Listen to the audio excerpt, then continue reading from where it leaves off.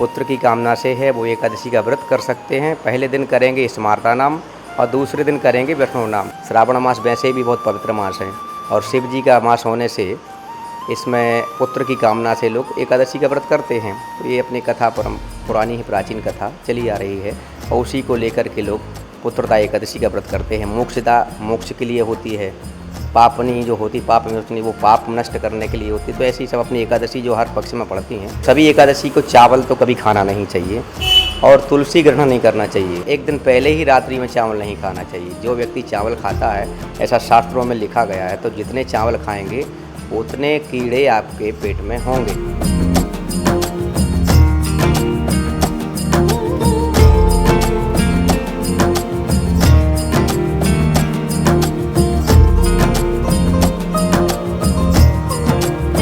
नमस्कार, मैं हूँ प्रियंवदा तिवारी और आप देख रहे हैं तिलक पत्रिका।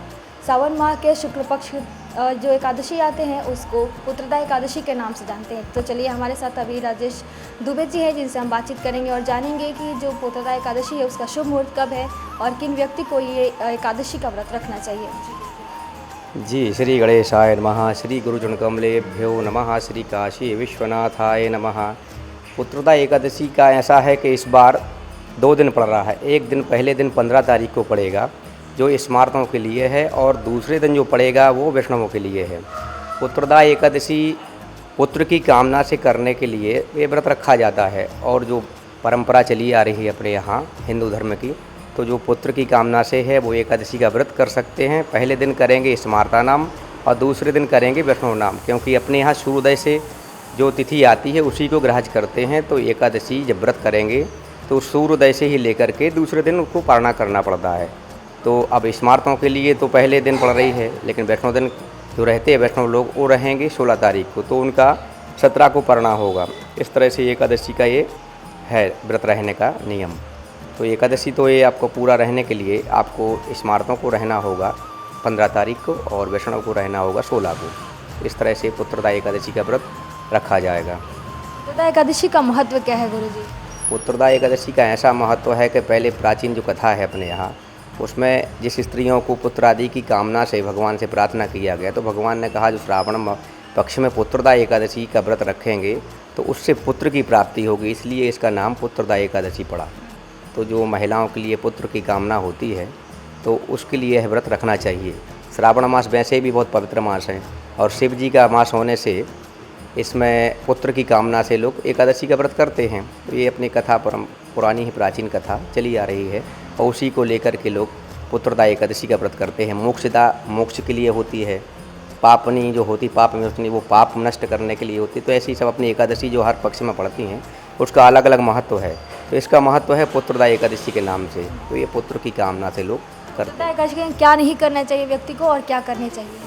पुत्रदा एकादशी वैसे तो सभी एकादशी को चावल तो कभी खाना नहीं चाहिए और तुलसी ग्रहण नहीं करना चाहिए और जितना और अक्षता आदि जो चावल होता है भगवान को भी नहीं चढ़ता है। श्री हरि भगवान विष्णु को, कृष्ण भगवान को इनको चावल भी नहीं चढ़ाना चाहिए।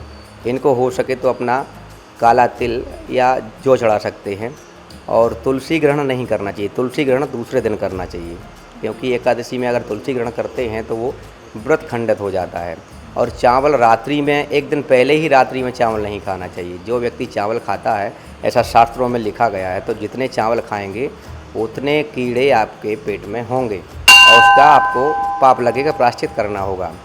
तो एकादशी के दिन हो सके तो चावल न घर में किसी को बनाएं, न चावल किसी को खाने दें, न चढ़ाएं, भगवान को भी नहीं चढ़ेगा। और तुलसी पत्र भी भगवान को उस दिन चढ़ा सकते हैं, लेकिन आप ग्रहण नहीं कर सकते। प्रसाद आदि में कोई देता है तो तुलसी को ग्रहण नहीं करना चाहिए। दूसरे दिन तुलसी पत्ता लेकर के जल पी करके पारणा होता है। तो इस तरह से एकादशी का ये सब नियम है और नियम संयम से रहना चाहिए। व्रत के समय हो सके तो भगवत कथा सुनना चाहिए, कथा करनी चाहिए, जागरण करना चाहिए, कीर्तन आदि का ऐसा लिखा गया शास्त्रों में। रात्रि हो सके तो जागरण करके कीर्तन भजन आदि करके भगवान विष्णु को मनाया जाता है। मुहूर्त कब है इसका? और इसका शुभ मुहूर्त 15 तारीख को है। सुबह सूर्योदय से 1 घंटे के भीतर ये एकादशी का शुभ मुहूर्त आएगा। तो इसके लिए आपको जब भी जो व्यक्ति रहेगा व्रत, वो स्नान आदि करके संकल्प ले करके भगवान के सामने और इसका व्रत का पालन करेगा, व्रत ग्रहण करेगा। तो इसका शुभ मुहूर्त होगा वही आपके सूर्योदय से 1 घंटे के अंदर। तो सूर्योदय हुआ, स्नान आदि किया, फिर उसका 7:30 बजे से ग्रहण करना है। तो सूर्योदय से 7:30 बजे आप इस एकादशी का व्रत उठा सकते हैं। तो व्रत एकादशी का करने के लिए 15 तारीख से है स्मार्तों के लिए। अब जो वैष्णव है वो 16 तारीख को व्रत ग्रहण करेंगे, तो उनके लिए भी वही है, सूर्योदय से ही है, क्योंकि वो पूरा रहेगा 24 घंटे के लिए है। तो सूर्योदय में होने से वैष्णव लोग भी वही सूर्योदय से रहेंगे। फिर सूर्योदय के बाद समाप्त हो जाती है तिथि, तो उसका कोई मान्य नहीं है, क्योंकि ये सवाई रही जाती। सवाई का मतलब होता है 24 आवर्स, 24 घंटे जिस व्रत को रहते वो एकादशी ही है। प्रदोष को तो शाम काल में लोग पारणा कर लेते हैं, लेकिन एकादशी दूसरे दिन ही पारणा करने का नियम बताया है। तो सूर्योदय से लेकर के अगले सूर्योदय तक उसको ग्रहण करना चाहिए। फिर तुलसी का पत्ता मुंह में रख के 1 अंजलि जल पी करके इस व्रत को तोड़ा जाता है। इस एकादशी का ये महत्व है। पौराणिक कथा यही है ना, ये सब कृष्ण भगवान को समर्पित है। भगवान कृष्ण पक्ष में जो भी रहते हैं, तो ये सब लोगों ने पहले ही प्राचीन से जो सनत कुमार सप्तऋषि थे, उन्होंने ये परंपरा चलाई है कि एकादशी एक बार ब्राह्मणों को नहीं, सब गृहस्थ में जो रहते सबको करना चाहिए, क्योंकि इससे एक तो मन की शुद्धि होती है और विकार दूर होते हैं। इसलिए महीने में कम से कम 1 व्रत सभी मनुष्यों को करना चाहिए, जिससे आत्मशुद्धि होती है और खून की शुद्धि होती है। इसलिए जो प्राचीन ऋषि मुनि थे, उन्होंने ये व्रत का परंपरा चलाया। व्रत रहने से आत्मशुद्धि होती है, रोग आदि सब नष्ट होते हैं और भगवत प्राप्ति होती है। इसकी यही कथा है कि अगर खून, अन्न को शुद्ध रखना है, खून को शुद्ध करना है, तो व्रत को महीने में 1 बार व्रत रखना ही चाहिए। और जो गृहस्थ मार्ग में माने परिवार से जो रहते हैं, उनको एकादशी करना ही चाहिए, ये शास्त्र का नियम है। जो भी अपने गृहस्थ मार्ग में रहते हैं उनको एकादशी व्रत करना अनिवार्य है। तो उससे अपने परिवार की उन्नति होती है, अपने शरीर के सब पाप नष्ट होते हैं और खून शुद्ध होगा तो रोग आदि नहीं होंगे। इसलिए एकादशी रखने का ऋषियों ने परंपरा बनाई है, वो भी प्राचीन है, आज से नहीं। भगवान विष्णु ने ही सौंपा गया था सप्त ऋषियों के लिए कि क्या क्या कार्य मनुष्य को पृथ्वी लोक पर करना चाहिए। तो ऋषि मुनियों ने अपने सब व्यवस्था लगाई है कि किस व्रत को कब करना चाहिए, उसके करने से क्या होता है, अमुक अमुक सब कथाएँ मिलती हैं। तो इसलिए व्रत को, एकादशी को रहने का नियम बताया गया है। तो सभी को रखना चाहिए व्रत, जितने गृहस्थ मार्ग हैं उनको सबको एकादशी तो करना ही चाहिए। सन्यासी नहीं करे तो चलेगा, ब्रह्मचारी नहीं करेगा तो चलेगा, गृहस्थ लोगों को अनिवार्य है कि एकादशी व्रत करना ही चाहिए, क्योंकि श्री हरि गृहस्थी मार्ग से आते हैं। तो जो गृहस्थी मार्ग में रहेगा, जो गृहस्थ है, उसके लिए एकादशी अनिवार्य है। भगवान प्रसन्न करने के लिए क्या एक ही मंत्र काफ़ी है, शांताकारम ही लोग अधिकतर सामान्य लोग जानते हैं।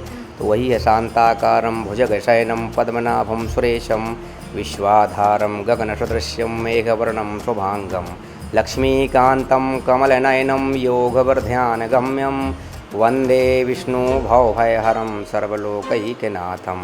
विष्णु भगवान का ये सामान्य मंत्र सब लोगों को आता है, इसलिए सबको यही करना चाहिए। अधिक में पढ़ेंगे तो नहीं हो पाता है ना, क्योंकि मंत्र बहुत कठिन होते हैं, सभी को तो सहज होता नहीं।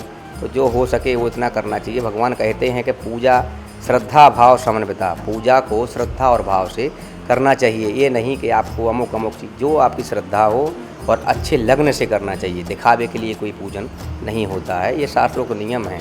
आपके पास फूल है, फूल की पकड़ी है, अक्षता है, नैवेद्य है, धूप बत्ती है, जो भी होगा उसको लेकर के आप पूजन कर सकते हैं। भगवान सभी में प्रसन्न होते हैं।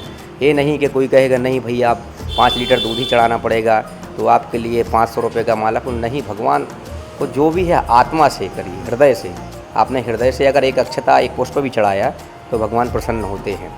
इससे अधिक भगवान को कोई चाह नहीं रहती है, क्योंकि भगवान को क्या है, निर्मल मन सोई मन भावे। जो आदमी निर्मल होता है वो भगवान को पसंद है और भगवान उसको वरदान देते हैं और उसकी उन्नति करते हैं, विकास करते हैं। यही मैं कहूँगा तो सभी।